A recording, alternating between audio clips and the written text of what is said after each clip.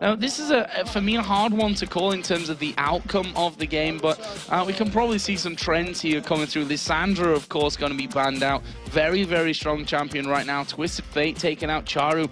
Loves to run that Twisted Fate, even with a teleport. No problem to have 2 in there, so not wanting to let that one go through. Yep, I'm actually really surprised to see Twisted Fate banned out against Charu, because he's 1-5 with him so far, which is honestly a good record. I mean, then again, Meechmakers haven't won that many games throughout the entire season, but it's just, I don't know, it's just a weird ban. But we are seeing the Evelynn, which Meluna we have seen play before, I believe, and it's one of those tricky junglers that mid-game you're really powerful. The whole stealth detection in terms of buying an Oracle that early is a little bit risky, but obviously with the change to 3.9, it doesn't hit you that bad since you can use it through death.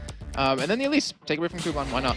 You have to. And the Karthus as well. I mean, we've seen that Meteormakers can play him in the mid lane, can play him in the top lane as well, of course. So, wanting to get that one completely out of things. And what am I going to go for? There's Kuban on your screen, and looking a little bit confused about things going on there. There's a lot of eyebrow movement going on from this one, which indicates to me that Meteormakers were probably not expecting that Karthus maybe to go out and wondering exactly where they're going to put this first pick.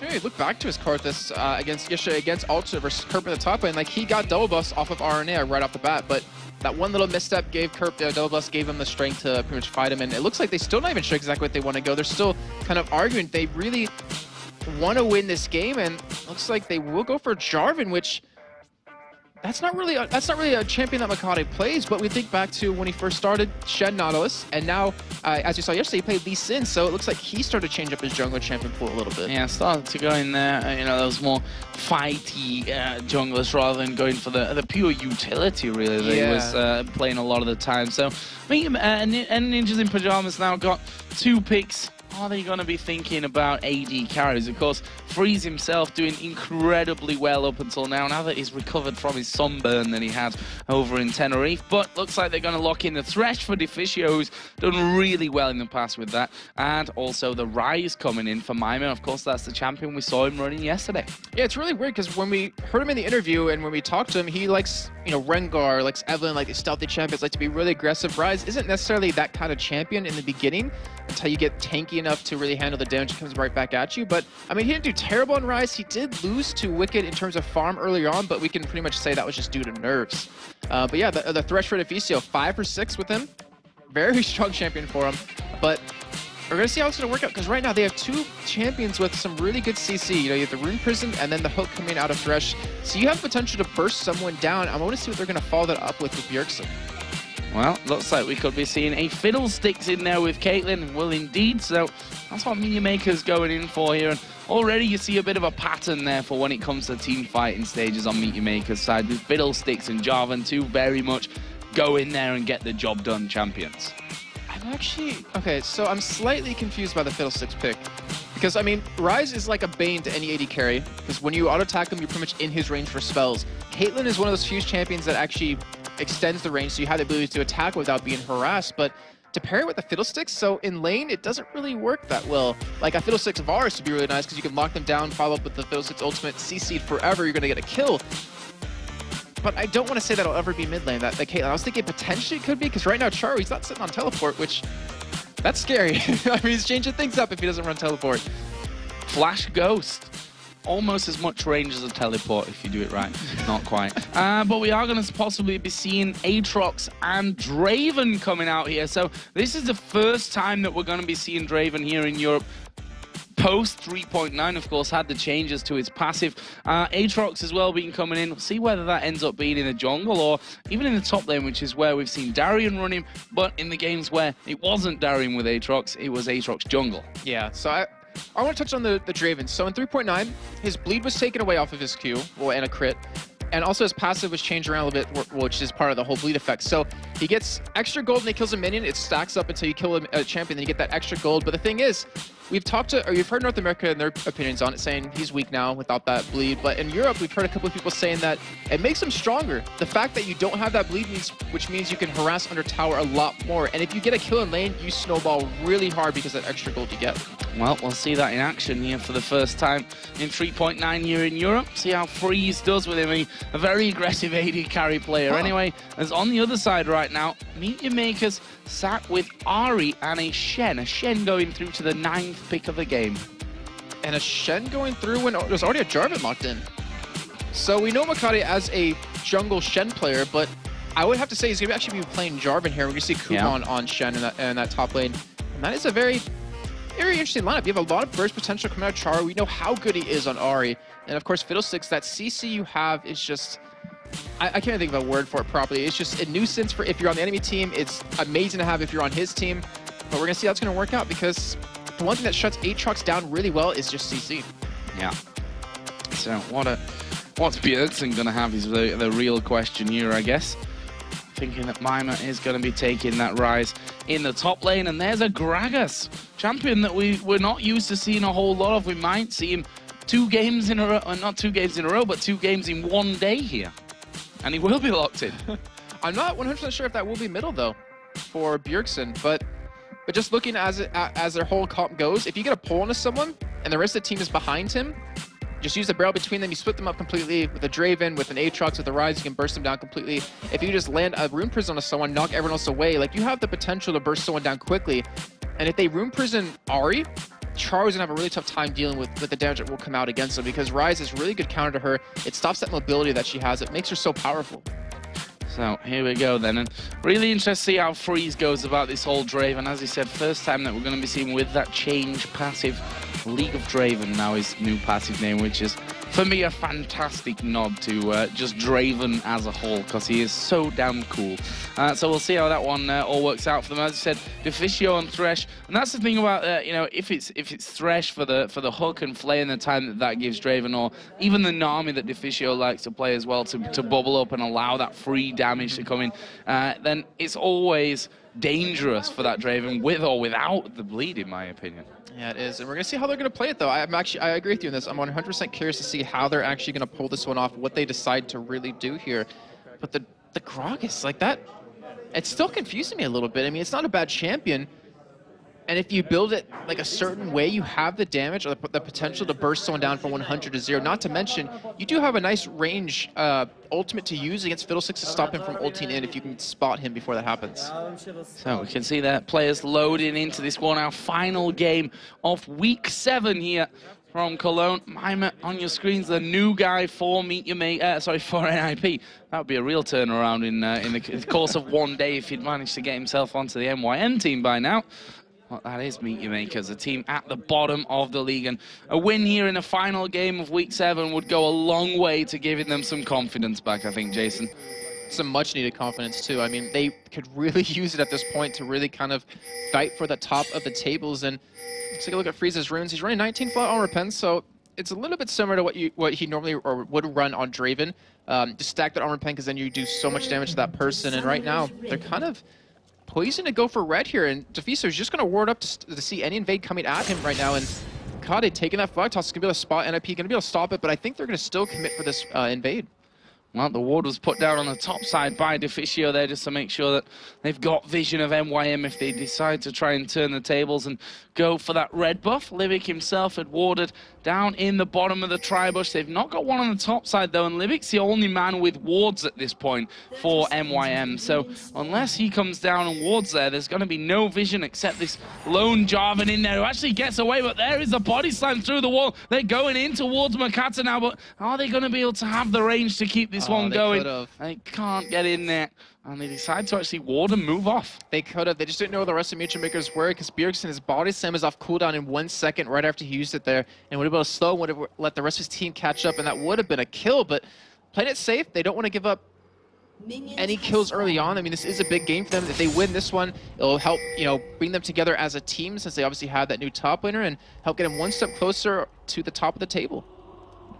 Well, we'll see about that one. Of course, NiP right now currently 10 wins for 9 losses. And there's the stats from MYM yesterday. 3-3-5 on Ryze against EG. And not a super impressive scoreline overall, but the damage output that he was doing later on into the game was really a big thing for NiP. Yeah, I don't think that represents exactly how that game really went, because it wasn't a very high kill game. True. I mean, so 3-3-5 is pretty much, you assisted in over at least 75% of all the kills that happened throughout the whole thing. But Lino, going to be taking blue. Is actually a little bit slower right now than Makate, but that's due to having that Caitlyn Fiddlesticks top lane where they could help out a little bit quicker. So it's going to slow him down. But we talked about this yesterday, that Aatrox, he's a really strong early game jungler, and if you don't make those ganks happen, then you kind of fall off a little bit, just like Xin Zhao.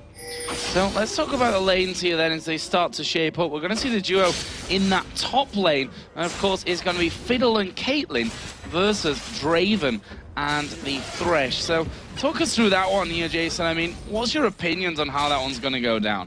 Well, if a hook doesn't land, it should be a pretty easy lane for Caitlyn and Fiddlesticks, just because if Draven does get in, you can just fear him and keep him off of you, or even exhaust him like that. But he has cleanse, so with that down, that means he cannot get away from the fear that's going to come out of Libic. So it actually gives him a nice strong advantage, and it looks like NiP, they realize this as they're backing away. Yeah, interesting to cleanse that one off straight away. I'm not sure how much of a real danger there was there for Freeze, but obviously didn't want to take too much damage and wanted to stay in there as they go on towards Rise. Slow does come down, but MYM not really in too much danger from that one, and he'll walk away. No first blood just yet. Just making his presence known right there, but that does let the rest of NiP know in the top lane that Jarvan's not going to be there. Mikade won't be there to stop them, so they could play aggressive, but just with that cleanse down, you see how passive NiP has to play. And Freeze is going to have a tough time. He's already down CS against Caitlyn, who is a naturally strong champion against Draven. As you can see right there, has the range advantage over him, can just harass him down. And you're going to see a Freeze. He's got to be able to farm well. He's got to be able to do well early, because he's all dependent on that and how his items build into that late game. That was Maluno just waiting off to the sides here to see if he could get any kind of chance to get it on towards Charu, who is running teleport. We kind of put you off it earlier on when we were talking about Ghost and Flash, but of course, he's running that trusty teleport. Wouldn't really expect anything different from Charu, as NiP here having to farm up underneath their own turret in the top lane. I think Freeze is fine with that, though, because I mean, you have so much AD that it's really easy to farm under the turrets. You don't even need the support helping you last hit here. But Maluno, he was sticking around middle. He wanted to make a gank happen, but unfortunately for him, he just didn't have that possibility. Right now, Bjergsen, he's farming decently well. Charu should be able to beat him early on just because of that range advantage. And as long as he stays within 10-15, it shouldn't be that bad for him. So top lane now being frozen out a little bit more in the middle of the lane by Meet Your Makers. Want to have the chance to at least put down some damage onto Freeze as he comes out to try and get that farm with the range advantage that they've got over him. Not to mention that horrible silence that comes out of Fiddlesticks every so often that would really throw them off and stop them getting out what they need to get out if it turns into a fight. Everything about Fiddlesticks is horrible if you're on the other team. Well, yeah. I mean, that's how I'm looking at it right now. I mean, you even forget about the passive of him where he reduces the magic resist of people around him, so that makes Charu even stronger. You stack that with the full penetration build, which I don't think is actually going to be going. It makes you do so much more damage. But NiP, they're having a tough time, but they're able to farm on a turret really well. I mean, he's not down... Well, no, he's down quite a bit of CS. He's down 15 CS right now, but he still should be able to farm quite well. Maluno, he wants to make something happen, but right now, you do have the hook landing. Oh, the hook landing in on towards Libic here. Can Maluno get involved? Freeze is super low, so they can forget him getting joined in on the fight as Libic is going to flash. There's a jump in. First blood comes down for Deficio, but here comes the teleport. Charu goes in. He's going to pop the passive there of Maluno. Have they got the damage to keep them away? No. Charu gets one. Ulti running now. Has he got enough damage to get two? He goes to Freeze. Gets a double kill. The hook actually missed there from Deficio. That could have been the kill for him under the tower, but nicely done. There's the teleport again from Charu coming up big. And just showing why he loves that summon. Now Bjergsen just going to push in that lane, but a great job of him to come in. It was I wanted to think a little bit too late, but when they realized how much damage they did back to the team and how they realized that Freeze, he got hit with a Piltover Peacemaker right as the fight started, so he wasn't even in the fight, and they knew that they could actually be able to turn that around and pick up 2 kills, but Bjergsen, he's heading top for Macro. He is level 6, and he is spotted by a ward, but I don't think he has the damage to kill him. Well, Makler, what's he going to do here? There's the body slam missing. Makler flashing away from the Baron. He's like, what damage, Bjergsen? None of it's going to hit me. I am out of here. But flash burn, I suppose, and that's something for them to look forward to as Makata comes in here on towards MYM and decides, nope, not going to be able to really push down for him. Kuban actually right now got a 12 CS lead over MYM and the level advantage. I'm really surprised by that. Well, no, I'm not surprised by that. I'm surprised by the fact that Makate's camping him quite a bit. I mean, yeah, they're trying to pick off, I want to say they're weak link, and I don't mean anything bad by that, but just weak link in terms of not playing with NiP as much as Extinct did previously. So he won't be obviously in synergy with the rest of the team, but considering they're ganking him and not Bjergsen, not Freeze in the top lane, it's a little bit odd, but so far it's working out. It's allowing Kuban to get strong, it's allowing him to get that free farm, and he's going to become a real nuisance when he starts a split push. Well, Freeze already with that one death, actually picking up the Vamp Scepter as his first item in there. Double Doran's Blade and Berserker Greaves all done up here for Makla's Caitlyn. That's going to give him more chance to be dodging those hooks that come through and generally just being a lot more mobile and able to escape from any pressure that comes down for NiP. Right now it's a 600-700 gold lead for Meet Your Makers after everything that went down there in the early stages, but almost 8 minutes in, pretty low scoring game up until now. Yeah, and we look at where those kills went. I mean, you got to keep in mind, they went over to Char. Look what he came back to lane with. A NiP large rod. 7 minutes in. Like, that is really hard for Bjergsen to deal with. And when his ultimate's up, Char, I mean, he doesn't have Ignite, so his kill potential in lane really kind of diminishes, but with the NiP large rod, he's still going to hurt quite a bit. He still should be able to pressure Bjergsen quite well, but there still always is that threat of Bjergsen trying to one-combo him. Look at the CS between the AD carries, though. That's the real worry for me right now. Freeze 38 to 62. That's already a 5,000 gold lead. That's a 5,000. Wow, that would be really impressive. 500 gold lead that's appeared for Makla. And it's all due to him blowing that cleanse right off the bat. I mean, yeah, he got feared and he got exhausted and he wanted to get out of that, but with that cleanse going down, he can't afford to trade with this Caitlyn who can just outrange him. And we all know how good Makla is with micromanagement. We saw a little bit earlier, you know, when Bjergsen came to gank him, and we saw it, or we can just see it in lane, period. And that's really going to hurt them because now Draven is going to be as strong as he should be. He should be able to dominate his lane and then kind of take that into the mid to late game, but without that much damage. He needs some kills somewhere, and Maluno, he's got to make those ganks happen, which it looks like he's currently going for. Well, we'll see about that. He's on the top side of the map at least, but looks like he's actually headed back down here. So NiP really struggling to get in there and really get anything done with the jungler. Makata, meanwhile, is headed up into this top lane. There's a ward down in that brush, which MYM should be aware of because they put their own ward down and Freeze actually attacked it there. So they know that they've got vision in. As the pink ward does come down there as well from Deficio, took 2 hits, but that's pretty much thrown Makla off, Makata off. Yeah, why is he still there? That is a little weird. I mean, definitely, they knew that a ward was put down, but yet he's sticking around. So I don't know, it might be a little bit of miscommunication. It might be just MYM not noticing the ward went down there. But either way, they're going to get this turret down very low, and Bjergsen's coming up there, but he's going to be too late to stop it, and Maluno's not in position to really make the gank happen, so they're just letting the turret go down for free. Yeah, and I mean, even just the presence of Makata there in that brush has allowed them to get that turret because they know that they can't fight because they're going to have that one on top of them as Bjergsen gets hit by the charm. Well, not really too much. He's just going to finish off here those creeps. The only thing that can really charm him is beer. Oktoberfest Gragas. Exactly, as we are going to see the teleport coming down into this bottom lane. MYM did get taunted up there, and escape he is not going to do from this one. Kubon picks up that kill, so not only got the CS lead now, he's got a kill advantage over MYM. Kubon just looks over at Charlie like, yeah, I got the kill over you. Take that. But yeah, that was just really well done, and that's the power of that teleport. And if you don't respect it early on, you can really snowball a game out of your hand. And Maluno, he's going to try to come around middle to make play happen on Makata, but Makata has flash. And right now, NiP, it seems like they're at a loss of what to do. Yeah, I think so as well. That, I mean, Charu, we always talk about his teleport and how he's not the player that utilizes it so much in the early game. Exactly. One thing that Aranea really talked about yesterday, though, is what you have to do against Meet Your Makers and that constant threat of the teleport is really be careful as to how far you pushed up on a lane, especially if you don't know if there are wards behind you, because that's where Meet Your Makers are getting all their advantages from recently. Oh, Libic. And he flashes away. I was going to say he's horribly out of position from that one. Going to get slowed down after he dodged the hook, but now flash burn. Bit of a target maybe later on, but at least not fodder for NiP there. And you saw NiP that they wanted to chase him down, but they backed away yet again. I mean, we look at what happened at level 1 when they could have killed Makata right there. There's no way he was going to be able to escape, and yet they sat back. They didn't know where else the team were, even though obviously we could see. And it just kind of shows that NiP, they're playing very different from what they normally would. Like, with Extinct on the team, they're just aggression, aggression, aggression, fight, fight, fight. Don't care if, you know, we might lose this one. They just go for it. And with MYM being added to the team, they're a lot more passive, and that makes it easier for Meet Your Makers, who usually thrives on early game control, to have the ability to do that.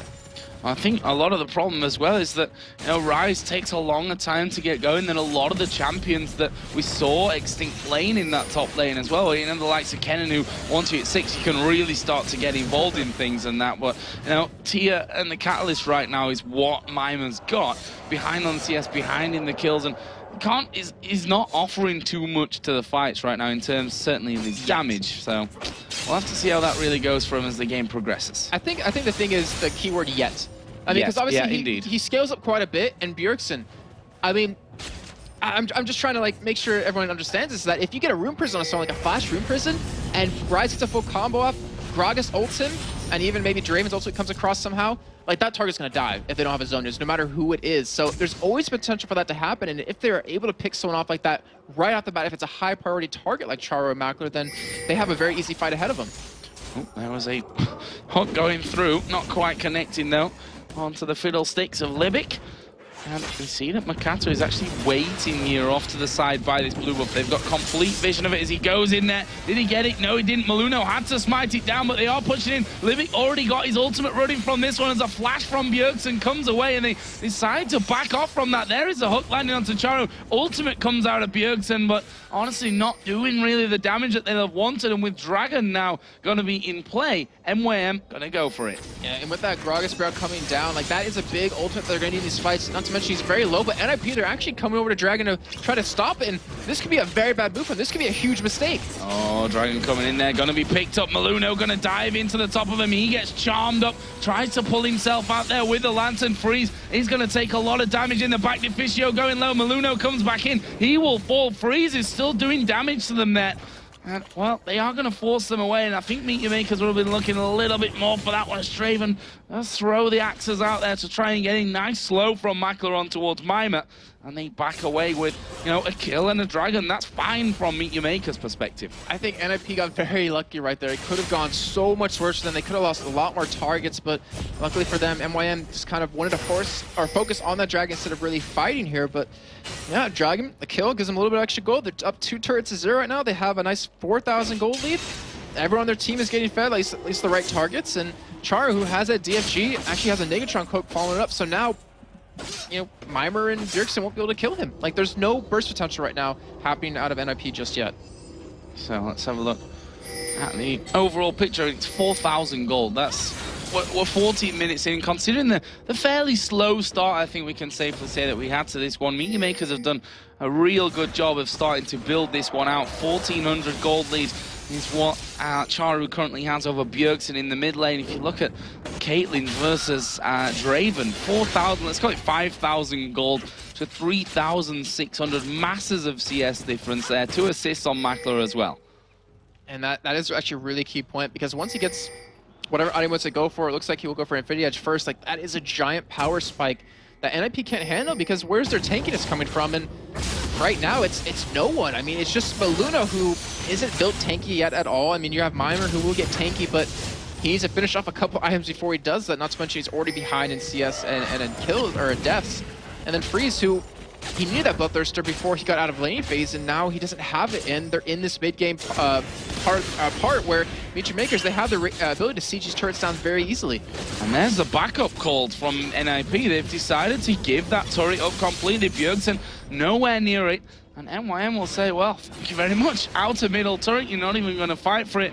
That'll be all well and fine for us. As a ward goes over, that will spot Bjergsen's position. MYM, are they going to try and push through from this one? I mean, with Charu and Mackler in there, both able to clear out those waves pretty fast, they might be able to push things down. And it looks like they're actually just going to back away instead. They're actually going to go for a split push. But it's very smart by Meet Your Makers realizing that, hey, we're really far ahead. We've seen in the past they kind of struggled with a gold lead, even though it'd be, you know, exponentially in their favor. They would still be scared to really pull off an engage. But Maluno gonna get caught, but that was not a smart ultimate on Makade.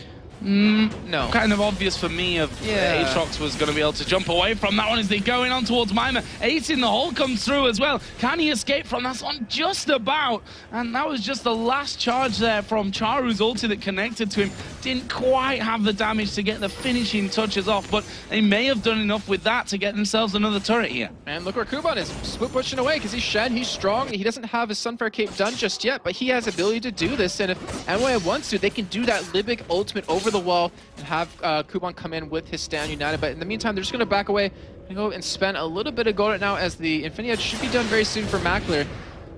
And the thing is, like, we talked about Meteor Makers in the first couple weeks. If they get that first turret down on you, if they get control of the game early on, they're going to be very aggressive. They're going to ward your jungle like crazy, which allows Charo to really hop around the map. And we talked about them in the pregame saying they've been changing up their strategy, but it seems like their old one's working out well for them. It seems like they've figured out a way to make their early game more powerful so they have the ability to control it and then just kind of fall back to how they know how to play. Yeah, which is that full control play style.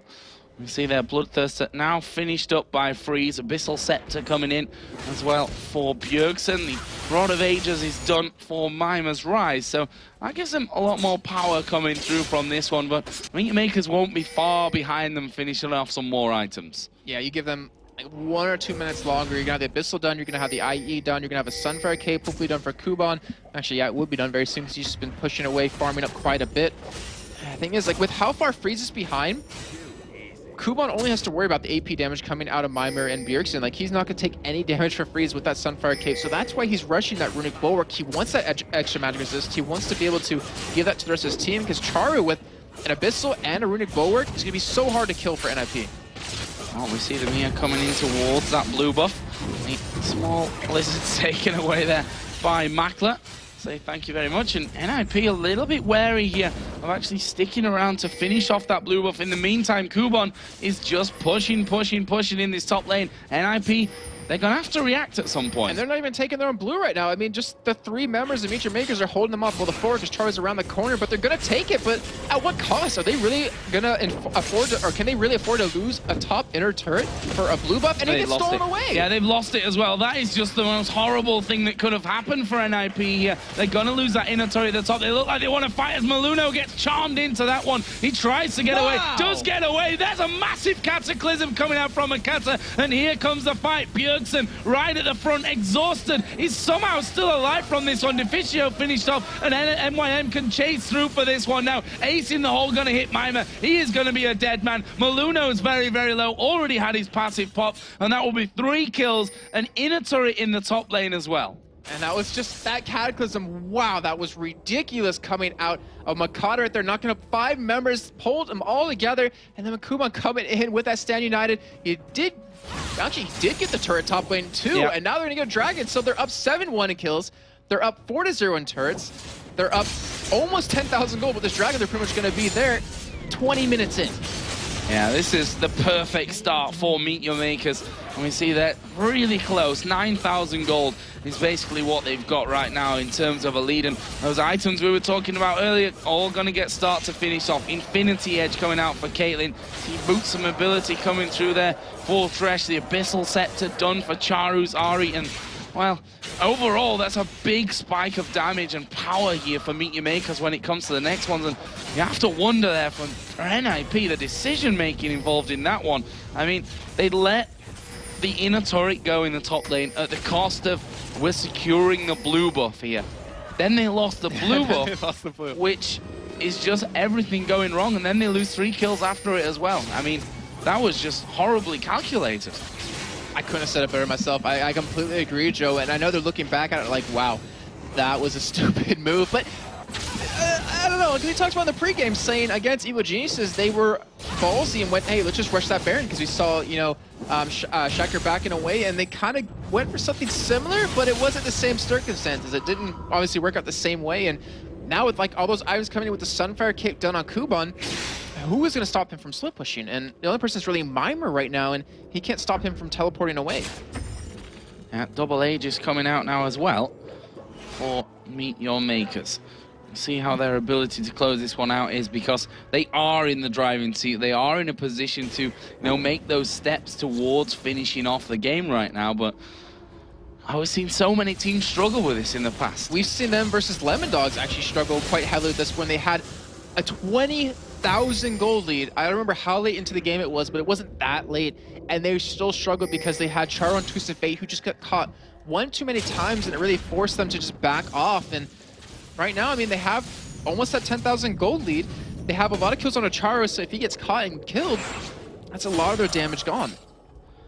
Well, right now they're doing typical MYM stuff of getting deep wards into the enemy jungle, especially on that top side where Baron position is what it's really all about. There's a pink ward in that brush, and they're really desperate to get that one away. They put the flag down.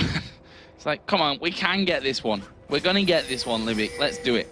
And then you have to keep in mind, like, there's a fiddlesticks, and I talked about this yesterday in terms of Blitzcrank when Ultimate was playing versus Meet Makers, that if you deny that vision, when you have a support like that who can be so deadly, you just somehow need to get it back. Like, you cannot afford to give up any wards in your own jungle, but at this point in the game, they kind of have to, and now it looks like they're going to lose their middle inner turret, as still Kuban is just pushing that bottom lane, and Bjergsen's sitting there trying to stop him, but honestly, he can't.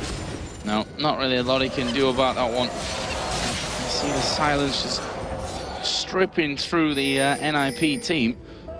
And they're just going to keep going straight into this one, MYM. Makata taking away the jungle as much as he possibly can. Kuban is still down there. MYM now the one that's going to try and stop him from doing that, but he himself can't get involved. So if Meet Your Makers took a fight right now, it would be a 5v4. Yeah, it definitely would, but you can see the hesitation on them right now. They just want to let Kuban go for that split push. He's actually going to just straight face tank the turret a little bit. It's on the bottom left side of your screen, but Charo, he's there in the vicinity. Looks like they're actually splitting up, going for a two-man split push and trying to get that turret down, which it looks like they might be able to accomplish here. They have the wards to spot anyone coming too, and they have Meet Your Makers being very aggressive bot lane, or sorry, middle lane, and they have the ability to disengage if they need to. And there it is, taken down. NiP tried to chase him away from this mid lane, which worked, but it was all about buying time for that bottom lane, which Kuban is still there. Sunfire keeps burning through those waves as they come, and they've got to stop this somehow, but how? Well, I mean, the thing is they have to force a fast engage. Like, they have to try to catch someone and burst them down before Shen Ultimate can get through, before he can actually arrive at the party. Problem is, they don't have the damage to do that right now, and I'm looking at this like, exactly, what can they do to pretty much stop this from happening? They need to kind of gain vision of their own jungle, but if they sink 400 gold into an Oracle right now, it won't really matter because they can't fight their own jungle.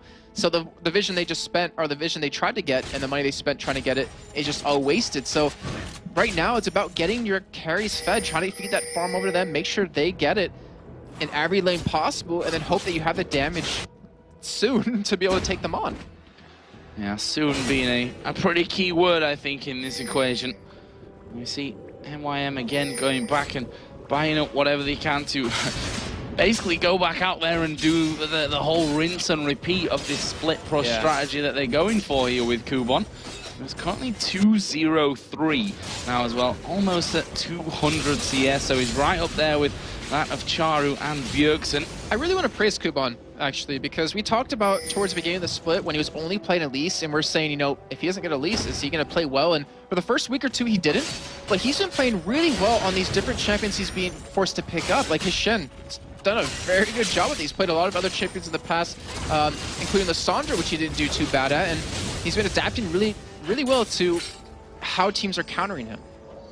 Well, are MYM going to be able to get this turret down? It's at half HP right now, and it's definitely a slow process to work that one through, but it looks like they will finally go in for that one here. Good few hits coming down once again as MYM now coming around from the side. That's a 5v4, which, you know, right now they're quite happy to almost bait out and then back away from and then go back in and then back away because Kuban is still pushing the top lane. And look who's got there to deal with the Mimer, and that's the biggest threat to them because of him being a Rise. Like, yeah, obviously Bjergsen can ult you, but not going to do that much damage, especially when he isn't rank, or doesn't have that rank 3 ultimate. Oh. And they're slowly going to get this turret down. I mean, it's just slow and steady wins the race. Yeah, and there's the pull, but yeah, they got the hook on towards Charu there, but honestly, not really doing a whole lot after that one. It did force Charu to actually use his ultimate there to escape from that one, as we do have the Dragon now back in play, and NiP are trying to force MYM back. Yeah, this is a really key point in the game right now is, well, that's not much damage, but is the fact that can MYM keep pushing? Can they get inhibitor turrets off this? Because they've been able to take outer ones with the help of split push. But right now, we do see engage coming out. Here comes Fiddlesticks from the side. There's a Cataclysm down, and Bjergsen studying the damage right here. He is going to get exhausted up. Makata having to back away. There is the kill on towards Aatrox. They did manage to get Makata down, but can they get away now? Bjergsen is so very low. There's an ace in the hole, but Mackle knows it'll probably be blocked by someone. Where are they going to go now? Meet Your Makers there with a 1-for-1. Dragon is up. They'll probably take that goal and say thank you very much. I I don't know if this is a smart move by them to just give it away, because they're going to have such a tough time taking the inhibitor turrets down. They have a man advantage right now. Well, not a man advantage, but they have an advantage just in terms of having the initiate out of NiP be down. They don't have a Gragas ultimate. They don't have Luna to jump in there, and they have the ability to siege these turrets down very quickly. They could have even gone for Baron right there, but they're just going to play it safe, go for Dragon, and safe, which they've done in the past, has almost made them lose games. There is the Dragon going down nonetheless, and 12,000 gold is what Meet Your Makers have right now. And I remember that game you were talking about, because we were casting in like, okay, Meet Your Makers, they've got a 4 million gold lead. They've got the best items, you know, 2 or 3 items more than their opponents. They've got the ability to do this one, but the pure caution coming out from them, which you can understand as well. Everything is on the line right now. There's so much pressure on these teams. You know, we always talk about the advancement towards the World Finals, towards those playoffs. That is what they're really aiming for. But there's also the flip side of that, that if you start losing here and you finish bottom, you're not just fighting for playoffs, you're actually fighting for your whole careers from that as well. So there's pressure from both sides here on both of these teams, so that's why they're being so cautious. Meet Your Makers here, I've actually got that Oracle running of Pink Watered Baron. Will they go from it? Form says no for me at this point in the game. And the thing is, there's a fine line between being cautious and too cautious, and they're trying to walk that very thin line, and they're kind of having a tough time of really seeing where that line comes down. As Livic kind of dodged a pull there. That might have been the engage that NiP was looking for, but I mean, you're very right. Like, if they are at the bottom of the table, they're fighting for their career, they're fighting for their jobs, and we saw how hard it was on some of the players last season. You know, with No off of Against Authority, like when he didn't requalify, we saw him, he was so broken, he was so upset. And you can imagine that anyone playing an LCS right now would have that same response. So, we've got a 2-man Baron attempt from Meet Your Makers. NiP currently are sat back, being pretty much zoned out by the annoyance that is Surprise Party Fiddlesticks and Charu in there as well. And this Baron is going down slowly but surely, and he is going to go on to Meet Your Makers now. Solid pickup from them. NiP didn't know it was happening. And they haven't spotted it yet. And then they spotted it now. I was like, are they going to try to make a play happen off this without it being spotted? But yeah, with the Baron, like, if they can't push an inhibitor turret down now, then they are giving NiP the time to farm up their items, because they're ahead, you know, across the board in terms of that. But the longer they stall this game out, the stronger MYM's gonna get. I mean, look at his items. He's getting there. He's got the magic resist now. He's got the tier stacked up. He's got the Rod of Aegis stacked. He's gonna let Bjergsen get his death cap, so his damage, you know, spikes up. Maluna's gonna get even tankier. Freeze is gonna get the damage he needs. So if they don't make a move soon, the whole 10, 14,000, whatever amount it's at right now, gold that they've been able to accumulate for the past 30 minutes is gonna be for nothing. Well, we'll see. MYM, as you said, they struggled to finish out games. The thinking behind that one, I remember the interview with Makata, who said, you know, one mistake is all you really need, and you can really lose a game like that. So they're obviously sticking to that mindset here, the whole careful, slowly but surely kind of mentality, which, as you said, let's not forget, NiP yesterday were behind against Evil Geniuses. They were in a position of pretty much losing that game the way it was going. They sat back, they patiently farmed things up, they got to a position where they could actually do something, and one smart decision or bad decision, whichever way you look at it from EG's side, they were able to get straight back in and win that game. Yeah, and there's one thing you have to keep in mind on top of that is that if they do lose someone, you know, Meet Your Makers does lose a member of their team right now, NiP has 0 turrets. That is so much free gold sitting there waiting for them to pick up if they do get a 5-man push somewhere, that they can just buy items pretty much out of nowhere. So you're definitely right. Like, they need to be cautious, but they also need to get an inhibitor down. Like, they need that little crack in the wall to become the hole in the wall for them to finally get through and start to get this game locked down. Well, we see that they are finally starting to push up this middle lane now. Waves not lasting very long when Charu and Makla get themselves going. Sorry, already down to half. Makla actually getting hooked in. They're going to barrel him down. He's a dead man as MYM picks up that kill. Meet Your Makers start to back away, but they're chasing him for this one. Flashes from Meet Your Makers. They're getting off, and that's the kind of thing that Meet Your Makers were talking about. Your AD carry getting hooked underneath the turret, absolutely destroyed from NiP. Yes, they threw pretty much every single ultimate at that one, but they got the AD carry down. They're saying worth. But, I mean, we think back to the spring split with Deficio on Thresh. Against Authority, he actually got a couple of pulls onto No that pretty much gave them the game. Like, he actually was able to pull Nono, who was on Ezreal multiple times under that turret, and that was able to get him back in the game, and he's able to prove it yet again. But right now, with that kill that NiP got, what did they take off of it? Nothing. I mean, it's obviously a little bit hard to do that when you have Charos pushing bottom and no one can really go heads up against him. But the thing is, if you're going to get kills like that, you need to be able to make something happen off of it. Makata at this point just stealing away as much of that jungle as he possibly can. Red buff is going to be going over to him. Assuming that Makler is going to be given his own red buff, who, right now actually he's 1-1-5. And I think if Makler gets caught out in a fight here, outside of Charu, then they've not really got that much damage, and that's a real problem for MYM. Exactly, and it goes back to what you're saying, that one little mistake, one person getting caught can completely turn a game around for you, and if it's Charu, if it's Makler, exactly, that's all their damage. Kuban's not going to do anything here, Libic's not going to do anything, obviously, and neither will Makati, so he needs to not be in that position, but it's weird if you think about it. Should he have been in position to get pulled ever? Because he's Caitlyn. It's really hard to get in that position, but you have to give NiP credit. You have to give Fisto credit for being able to spot that mistake and take advantage of it.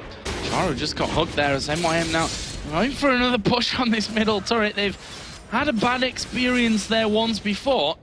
Well, let's see if they can get past that and go in for it this time. It's pretty low now already. Got about 20% of its health remaining as that turret. They throw down a few more traps into it, to be honest. That Shen can tank up a lot of stuff when it comes to hits from the turret. They could probably deal with that just from Kuban actually getting in there and tanking that one turret up. But as I said, careful it is for MYM. I'm pretty sure that they could just dive the turret. Like, for instance, have Libic ult over the wall, have Kuban go in, ult, or, and taunt someone, let Makler and Charu finish the turret down, they'd kill it right away, and they'd be able to win the fight. Problem they have that the longer that they let this one go, the less likely they are going to be able to actually do that. Yeah, exactly. To fight them in there. So now time is ticking here for Meteor Makers. We're 34 minutes into this one as Makata and Charu now pushing that bottom turret. What are they going to do about this one? Kuban reluctant to tank the tower. Makata backs away, and they do go into that middle turret. Still not quite finished off. Still got a speck of help on it. I'm looking at this and I'm wondering, is this a weak point within the Meteor Makers team in terms of they're counting on NiP to make a mistake? Oh, no, this is not good for Makati.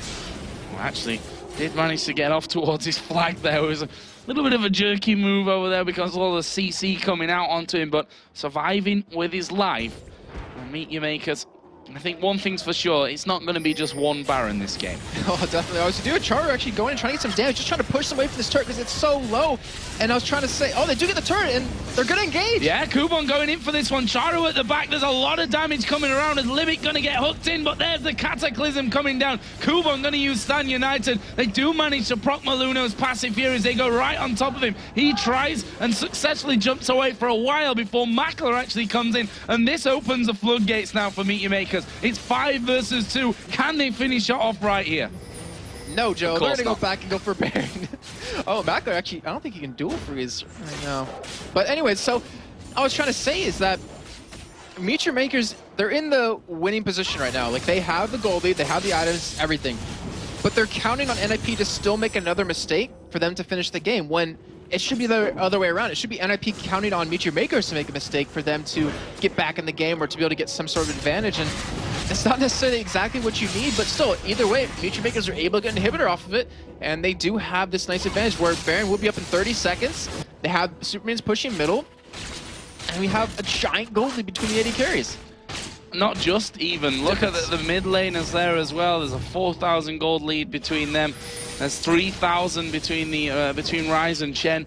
The supports, if you look at that, if you want to, we might as well. We've got a little bit of time, I think, left for this one. 2,400 is the difference in there as well. So now at this point, Meteor Makers, they've made those steps of actually taking the inhibitor down. Baron's coming up here next. They've gone back. They've bought up Infinity Edge, Phantom Dancer. Bloodthirster now in there for Caitlyn with a pickaxe as well, working towards that last whisper. We've got the makings of a Randuin's Omen on Fiddlesticks at this point as well, just to show you how that's going. It makes sense though, because we saw over at NA Nintendo Dex, I believe from Team Coast, actually built tank Fiddlesticks in the jungle because your base numbers on Fiddlesticks Ultimate is ridiculous. And NiP trying to make a play there. I mean, they didn't have the Oracle, I believe, so they couldn't even kill the ward that was in there. But I mean, the base stats on Fiddlesticks's ultimate is just really high, so you just build straight tank, pop the Rainies when you get in the middle of them, the whole team is slowed, and it allows for Kubon to hit a nice, easy taunt. Well, let's see how far they get in. Let it reset, guys. Calm down. Baron's just going crazy there. He's like, no, I've not reset yet, Lyric. I'm going to hit you for a while. You see ulti thrown out there by Freeze to push out that bottom wave a little bit more. Deficio here getting out of position there and trying clearing out some wards. And NiP look like they don't want to give up Baron 2. It looks like their idea for getting back in this game as it was against EG is to make a play on Baron. But what's so weird is this is the first time they've been out of their base in the past 10 minutes, it feels like. They do have an Orc on Deficio, luckily, but they're not clearing out all these wards that are currently around everywhere. And in the meantime, Kubon's just still pushing bottom. We saw how that happened earlier on with him in that top lane when they were around blue buff, and it worked out horribly for him. Now they're doing it again with red buff, and it gets stolen away. Nicely done by Mackle there. Piltover Peacemaker comes through, says thank you very much. As you said, though, Kubon split pushing this bottom lane. The turret is low. He's going down here, possibly just to those minions coming in. Kubon does actually back away from that one. Meantime, actually it's not quite as low as I figured out, but I think it will go down. Baron has been started by Meteor Makers. Turret does fall in the end. There's Stan United coming in for Kubon, going in on top of Mackler. But can they actually get in here and make anything work from this? They keep that Baron going. Mackler actually going in there from the backside. So Baron has been started. There's the ultimate out of Bjergsen, and that's really one thing going down as the DFG comes in there. Charu going very, very deep, but he's done so much damage. Taunt doesn't quite land. Ace in the hole goes through to hammer down Deficio as they turn, hit Kubon. But look, he doesn't take any damage, really. More than half of his health still left after that fight. He's got a Warmogs, that running bulwark, plus a Sunfire Cape as well. MYM now with the second Baron of the game, a naked inhibitor on bottom.